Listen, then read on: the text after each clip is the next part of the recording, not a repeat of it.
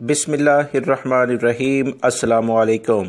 22 اکتوبر 2020 کے لحاظ سے سعودی عرب میں وبائی مرض کرونا کے 401 کیسز سامنے آئے ہیں۔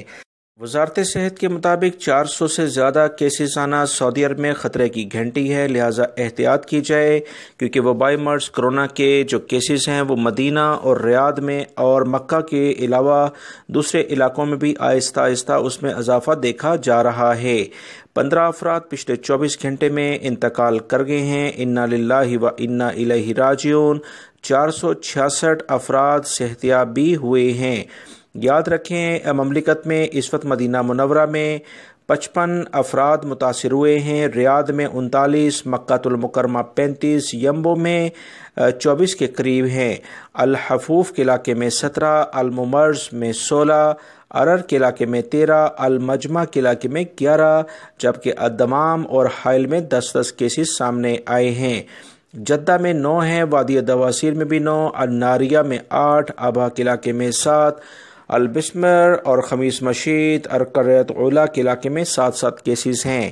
انیزہ میں 6 ہیں، نجران میں بھی 6، العیس میں 5 ہیں، المذہب کے علاقے میں بھی 5 کیسز ہیں، الخفجی میں بھی آج 5 کیسز ریکارڈ ہوئے ہیں، بارک، رجاء الماء، درما، رفاع الجمیش میں 4 کیسز ہیں، البدائے کے علاقے میں 3 ہیں، جبکہ بریدہ، صراط عبیدہ، قطیف، راست نورہ، عفیف، ان سب میں بھی 3 کیسز ہیں۔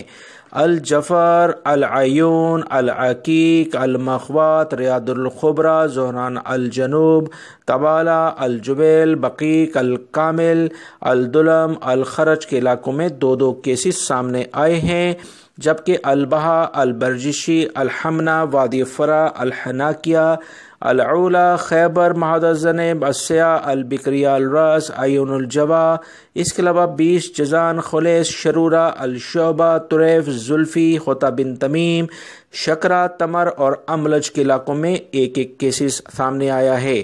5250 افراد ابھی تک وبائی مرض سے انتقال کر چکے ہیں۔